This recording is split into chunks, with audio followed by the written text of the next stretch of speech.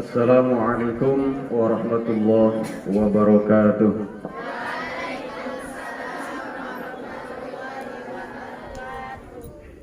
Alhamdulillahillazi an'ama bi ni'matil imani wal islami wal ihsan wa hadana ila tariqil mustaqim. Rukun salat ada berapa?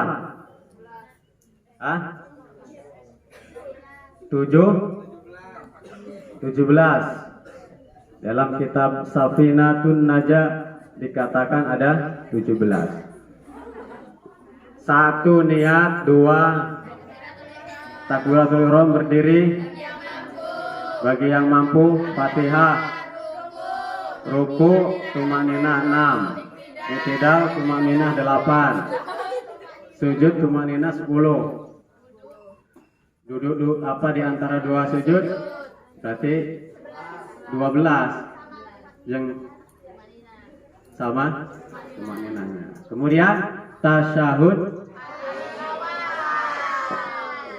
awal apa akhir? Akhir.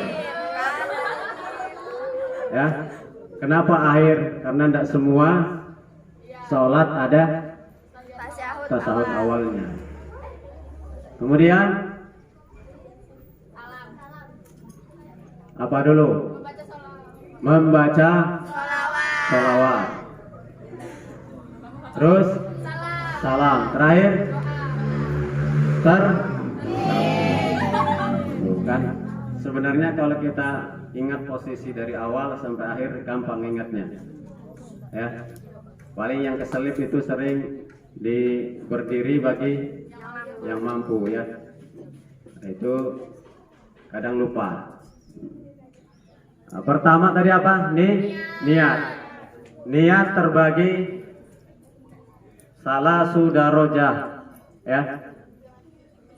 3 derajat. Pertama niat sholat kedua sunnah tapi yang ada waktunya. Kemudian 3 sunnah apa? Mutlak. Ya, tidak ada disebutkan sholat sunnah apa, itu bebas kapanpun. Niat sholat sunnah sudah selesai. Nah, tadi pertama sholat fardu. Pertama adalah qasdul fi'li. Ya, wajib menyengaja melakukan. Kedua at-ta'yin, menjelaskan sholat apa. Kalau fardu, duhur, asar, maghrib, isya, subuh kamu sebutkan ya. Kalau sunnahnya kamu sebutkan qobliyah, ba'diyah, duha dan lain sebagainya. Tapi ini sholat fardu ya. Kalau fardu wajib tadi mengatakan qasdul fi'li, usolli, kemudian menyebutkan sholat fardu apa, dan terakhir menyebutkan keparduannya. Ya. Itu ya. Tempatnya di mana? Wa mahalluha al qalbu. Tempatnya di hati. Setarnya sholat itu dari takbir sampai salam. Kalau kamu baca mantra sebelum takbir sah apa tidak?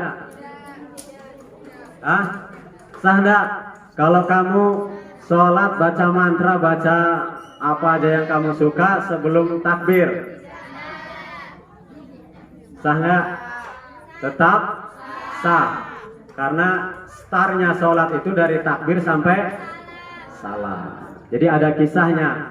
Ulama Syekh Abdullah Mubarak bin Nur Muhammad, ulama besar dari Tasik Malaya. Beliau diperintahkan oleh gurunya Syekh Tolha Cirebon untuk sowan berguru kepada Syekh Khalil Bangkalan Belitung, Madura.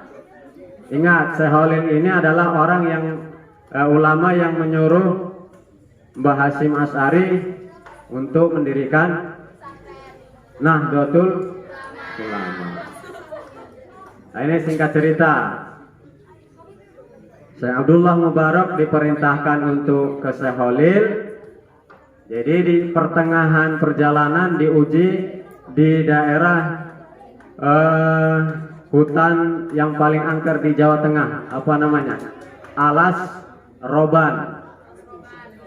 Ya, itu di jalan raya tapi hutannya sangat menyeramkan. Ya, tapi tiba-tiba di situ ada musola. Ya, ada musola. Kemudian di situ ada kakek-kakek yang sudah sangat tua, jadi imam di musola tersebut. Jadi tadi kan Syekh Abdullah Mubarak ini diutus bukan satu orang ya.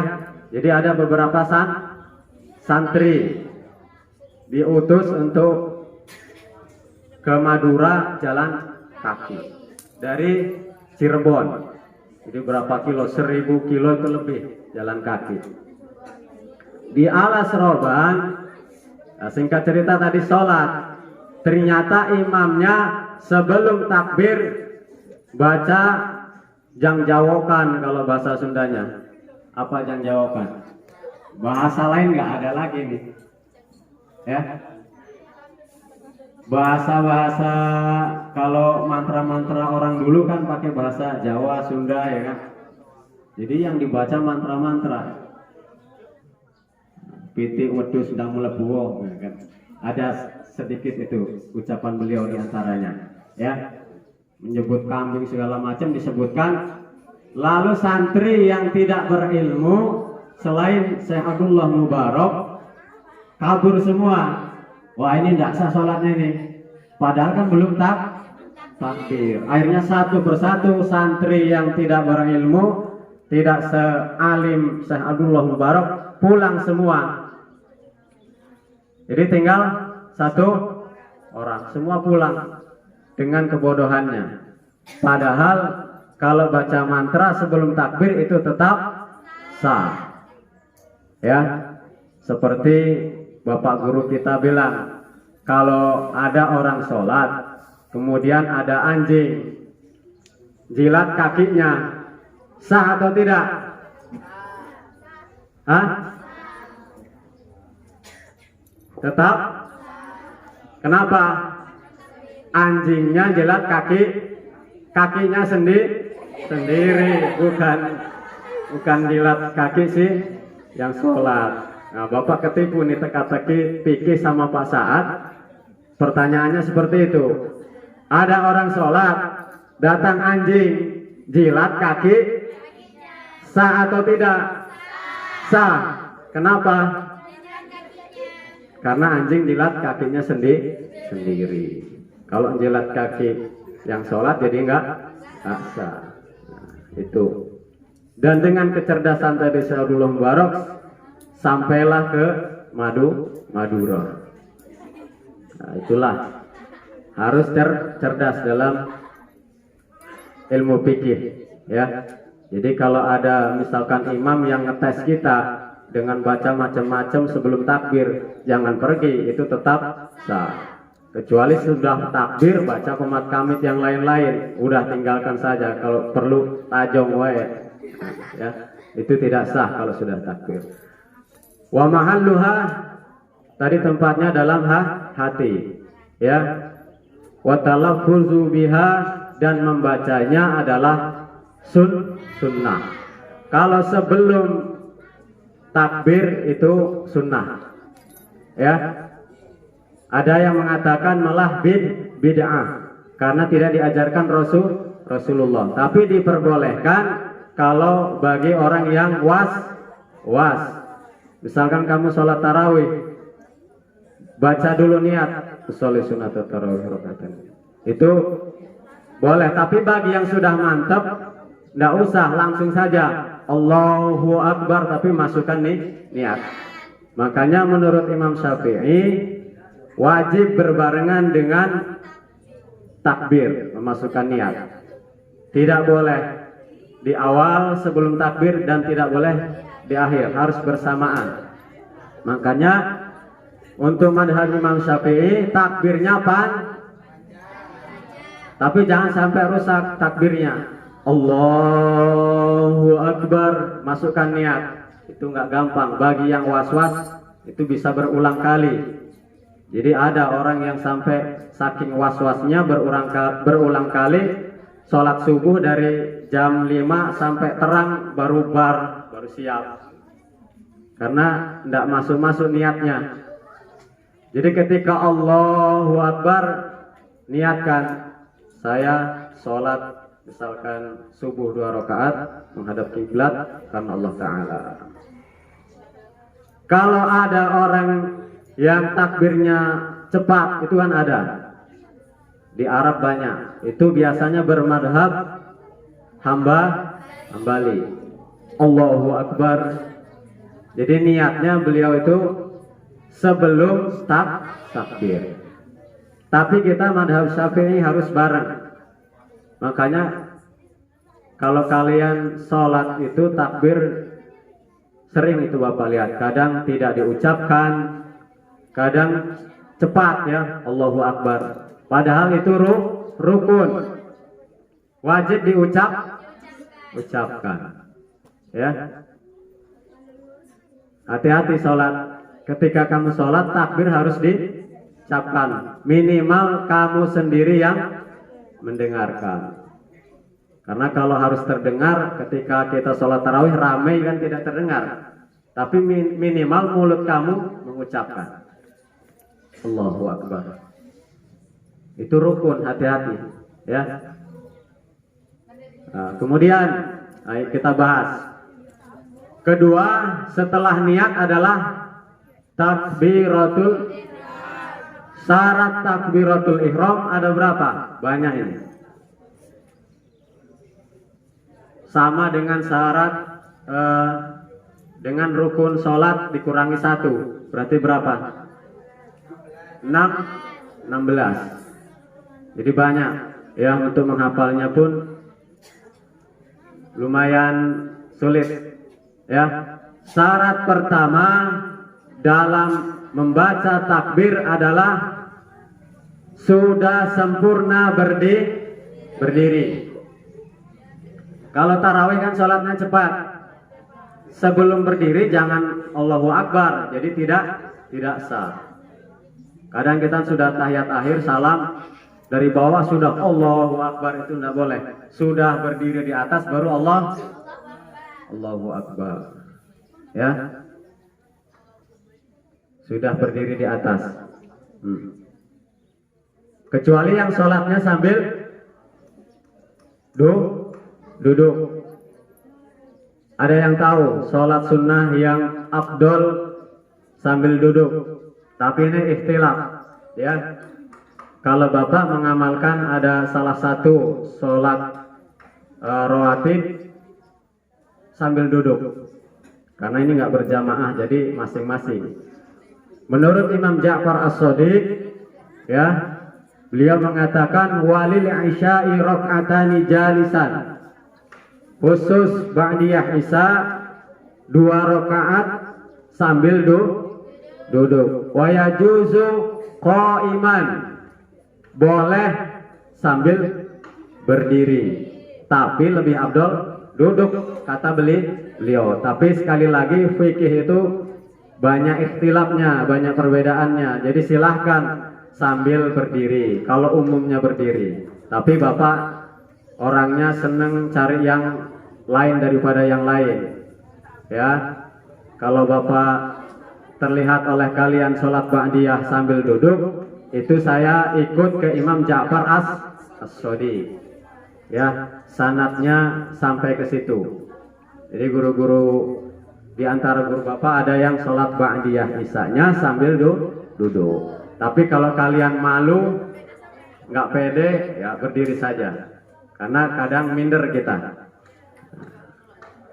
Tapi Bapak jelaskan supaya nggak jadi fitnah. Ini Pak Rudi kok ba'diyahnya sambil duduk. Jadi ada dalilnya. Ya. Bahkan seperti yang lain juga ada witir sambil duduk. Tapi karena ini berjamaah, mengikuti umum Bapak, ya. Kenapa? Ya, kalau jadi imam ya sambil berdiri lah. Jadi makmum pun jadi umum. Tapi kalau Bapak sendirian di rumah sambil duduk. Sebenarnya kan enakan sambil duduk, ya. Tidak capek, apalagi sudah sholat sekian rakaat kemudian sambil duduk kan enak. Jadi boleh. Intinya apa? Bapak sampaikan supaya kita tidak fanatik, ya. Supaya pandangan kita luas. Oh ini ikut madhab ini. Oh ini ikut pemahaman ini. Contohnya takbir, ya kan? Kita posisi tangan kan macam-macam ya. Yang ada dalilnya menurut para ulama kan ada 6. 1 di bawah pusar, tapi jangan terlalu bawah. Jadi sedikit saja dari pusar ke bawah. Kemudian sedikit di atasnya, itu ada dalilnya. Kemudian di atasnya lagi ada yang di samping, ada yang di dada. Ya, kalau lihat Pak Edi itu ngambilnya beliau di dada. Nah, itu ada dalil boleh. Yang terakhir begini saja. Jadi nggak dipegang ke badan, ke bawah saja. Allahu Akbar. Itu banyak. Ada di salah satu negara di Timur Tengah mayoritas takbirnya seperti itu. Itu juga ada dalilnya. Yang nggak boleh, yang nggak ada dalilnya, yang diputer-puter lah segala macam ya. Nah, termasuk perbedaan-perbedaan telunjuk ya kan. Kalau menurut Imam Syafi'i,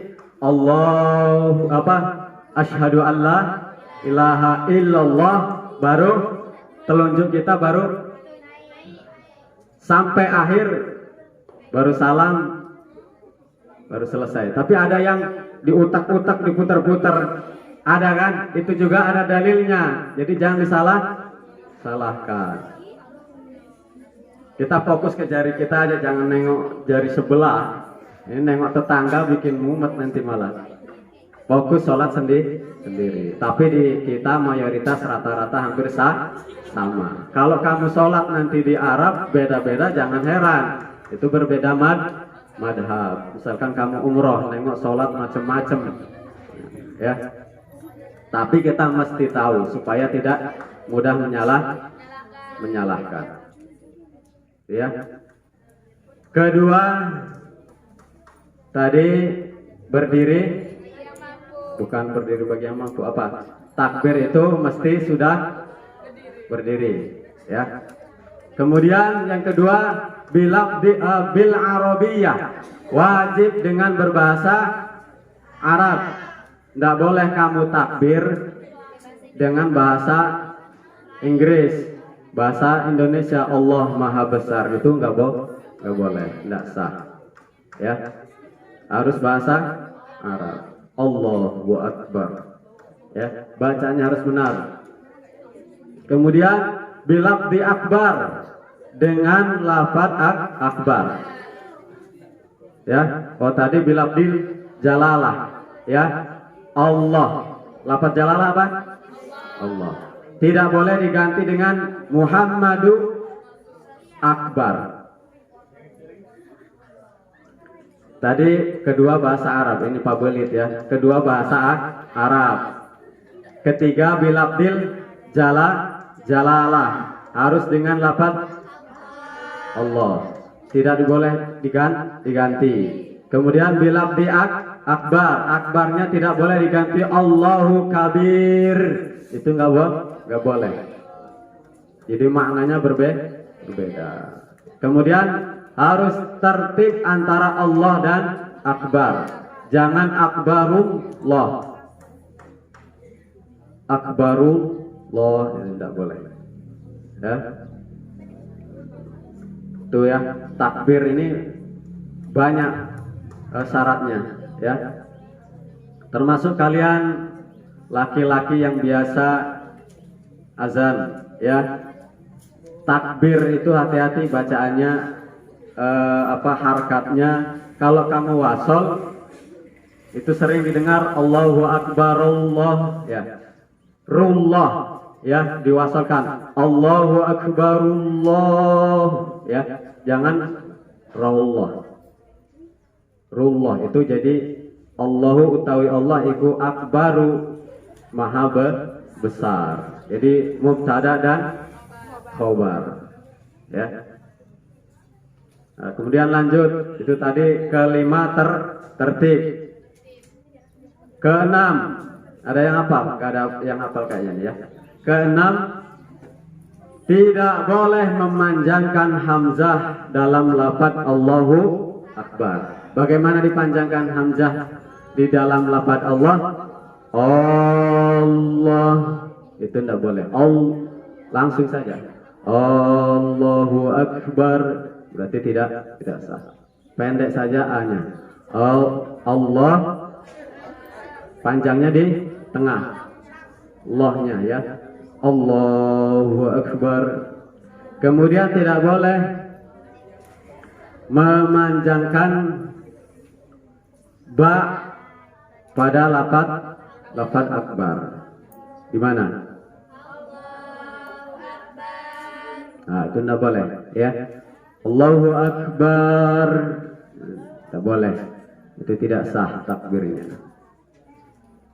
Kemudian tidak boleh mentasdid ba-nya. Bagaimana? Memang dari kafnya kan mati di situ. Kalau ke tasdid nggak ada sebenarnya, susah kan. Tapi misalkan ada yang mentasdid itu nggak boleh. Allahu Akbar itu nggak boleh, ya. Kemudian selanjutnya apa? Tidak boleh menambah waw setelah lafaz Allah. Waw mati. Jadi gimana? Setelah Allahu. Jadi gitu kan? Setelah Allah ada waw mati. Allahu. Jadi tidak boleh. Itu juga tidak sah. Ya. Tidak boleh menambah waw di awal, tadi kan di tengah. Jadi apa? Ditambah waw. Wallahu Akbar, itu juga tidak boleh, tidak sah. Ya.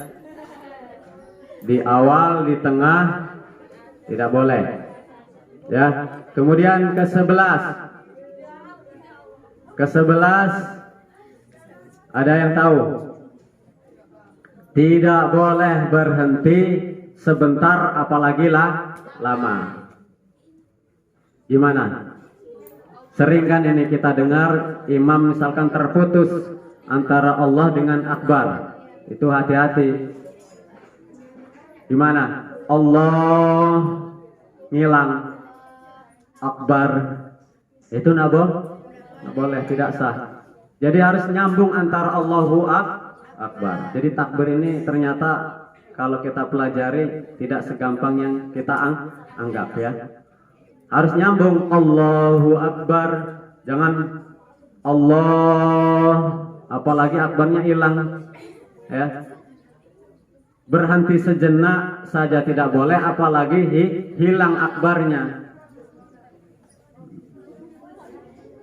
Ingat, ini sering terjadi, ya. Allahu Akbar harus nyambung. Kedua tadi sudah disampaikan, harus terdengar minimal oleh diri kita sendiri, karena termasuk rukun qauliyah. Rukun yang diucapkan oleh lisan. Ada berapa? Ada yang mengatakan 5, ada yang 4. Sama saja, ya. 4 juga bisa karena sudah mencakup. 1, apa rukun qauliyah? Takbir. Kedua, membaca Fatihah di setiap rakaat. Ketiga, tasyahud akhir. Terakhir 4, salam. Ada yang mengatakan 5. Jadi 3 tasyahud akhir, 4 sholawat, salam. Kenapa Bapak katakan 4 saja? Karena dalam tasahud sudah ada sholawat. Jadi kamu bagi 5 silahkan, bagi 4 boleh. Ya, itu semua wajib diucapkan oleh lisan. Salam juga sering tidak diucapkan itu. Ya kan? Celingu selesai. Padahal wajib diucapkan. Assalamualaikum minimal. Assalamualaikum warahmatullahi dibaca. Tasawuf akhir juga dibaca. At-tahiyyat mubarakatus. Itu sampai asyhadu an la ilaha illallah wa asyhadu anna muhammadar rasulullah. Baru tambahannya sholawat. Nah, ya, wajib mulai sekarang. Nanti kamu sholat, jangan sampai takbir tidak kamu ucapkan, jangan sampai Fatihah tidak kamu ucapkan, tahiyat akhir jangan sampai tidak diucapkan, dan salam juga harus diucapkan. Diingat, takbir, Fatihah, tahiyat akhir, salam dibaca, ya. Untuk permulaan bikin berisik tetangganya nggak apa-apa lah, tapi untuk latihan daripada tidak dibaca. Misalkan kamu terlalu keras karena sholatnya di depan mertua misalkan, ya, Allahu Akbar, nggak apa-apa, daripada tidak sah. Ya. 12 tadi ya. 13 harus sudah tiba waktunya sholat. Baca takbir tapi belum masuk sholat, itu tidak sah. Misalkan sudah takbir belum duha, kamu sudah takbirnya tidak sah. Harus sudah masuk duha. Jam berapa masuk duha? Awalnya jam 7, ya. Kemudian sudah wajib masuk sholat. Yang keberapa tadi? 13, 14 wajib menghadap kiblat, kecuali darurat di hutan, di ladang, kita ijtihad saja, yakinkan itu menghadap kiblat. Terus 15 tidak boleh rusak hurufnya. Satu huruf pun kamu ganti atau harkatnya tidak boleh. 16 tidak boleh mendahului imam takbirnya. Abdolnya bagaimana? Abdolnya ketika imam sudah kita Allah, supaya seragam, disambut langsung Allahu Akbar, kita Allah langsung. Jangan nunggu jeda lama, ya. Tapi jangan juga mendahului. Nah, boleh. Nah, itu ya 16 syarat takbiratul ihram. Takbir, membacakan takbir. Banyak ya. Sholat ini pembahasannya sudah rukunnya banyak, dari satu persatunya pembahasannya banyak lagi. Ini baru sampai takbir tadi, ya. Belum berdiri bagi yang mampu, belum Fatihah, ruku, sujud, i'tidal, sujud, duduk di antara, itu banyak pembahasannya, ya. Udah berapa menit Pak? Ya, karena ini hari Jumat, jadi kira-kira ada yang masuk nggak pelajarannya tadi? Coba hafal nggak tadi yang